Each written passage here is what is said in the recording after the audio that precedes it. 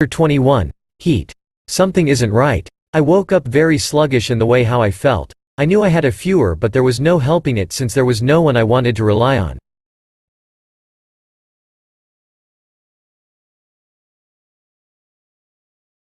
There was the option to go to the police office to be safe, but I would rather just stay where I was. However, fate had something else in mind. And you say Farrell was seen entering this building? Huh. The moment I heard a voice my head picked up and I tried to listen into their conversation. One thing was for sure. I didn't know who was talking there. The voice belonged to someone I didn't know and that was something I didn't like. I am telling you. Someone saw Farrell limping. It's now or never. But even if that beast is hurt, it still can kill us. Oh, how right you are. I won't only attack you but I'll make sure you guys won't get to this idea ever again. There is only one thing we can do.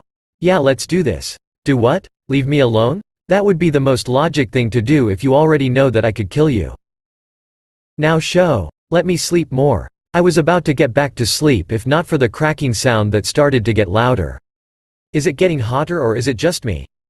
Simph sniff. Flames. They put my freaking home in flames. Once I realized it, I was up and wide awake. Though once I tried to get up, I fell back down.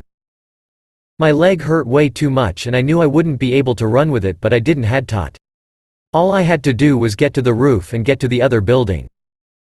Seeing as the path downstairs was burning, there was really no other choice than to get up and so I did my best and went upstairs as quickly as possible without irritating my leg.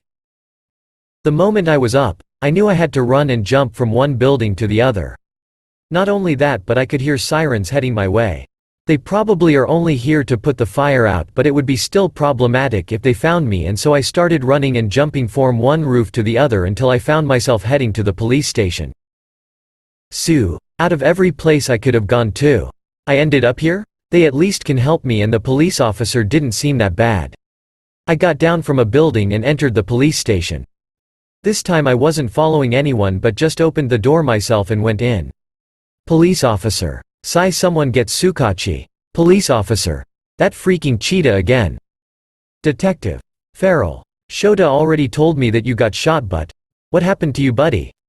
It really didn't took long for the detective to come running to the front area where I was standing and having one leg in the air. It hurt too much to put the leg down at this point. Me. Mew. I felt horrible and just wanted a place to stay where I could really relax and seeing as the love would probably give me something that comes straight from a lab this was the most logic place where to go. They still thought I was just a wild animal anyways. Detective. Come with me. Normally I would have done something by now but I was just tired and so I slowly followed the detective inside his office. There I watched him put a blanket on the floor for me and backed away. Detective. I'll get you some water. Like a house cat, I went to the place he put the blanket and laid down. The floor felt really cool and I appreciated being there. Not soon after I laid down, I fall asleep. Sukachi's paw. I still couldn't believe that Farrell just came in. Normally he would sneak up on us but this time the cat just came in standing in the entrance area. If not for my officer calling me to see it, I wouldn't have believed them. After I got back to my office, I found the big cat asleep on the floor. Me.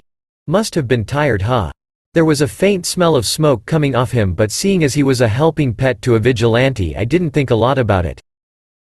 That was until I got a call telling me they found a dead body in an abandoned warehouse that just burned down. This is too big of a coincidence. Not only that but they found some remaining papers from our office. Those must be the one that you stole. Was that your owner? Is this why you came here? You lost your owner and don't know where to go? Me. I wish I could let you stay here but that is not an option. Looking at the cat on the floor, I knew there was no other way than to ask my dear friend Aizawa to look over the cat. It was after all a vigilante's pet and needed a lot of exercise not to mention that my wife would kill me if I brought back a cheetah home. Then there was also the fact that it was hurt and I didn't know what to do. In the end I gave Aizawa a call. Aizawa. Did you find Farrell? How did you know? Was my call that obvious? Or is this your sixth sense for cats in danger? Me. Yes. Aizawa. Where is the cat? Me. In my office sleeping. Aizawa. On my way. Just like that he ended the call. I was honestly surprised to see how fast he picked up my call and ended it. This was probably one of the shortest call I ever had with him. Me. You'll get some real help, Feral. Feral. Mew. As if to answer me, the cat made some chirping noises that. It looked like it was sound asleep, but the timing was perfect.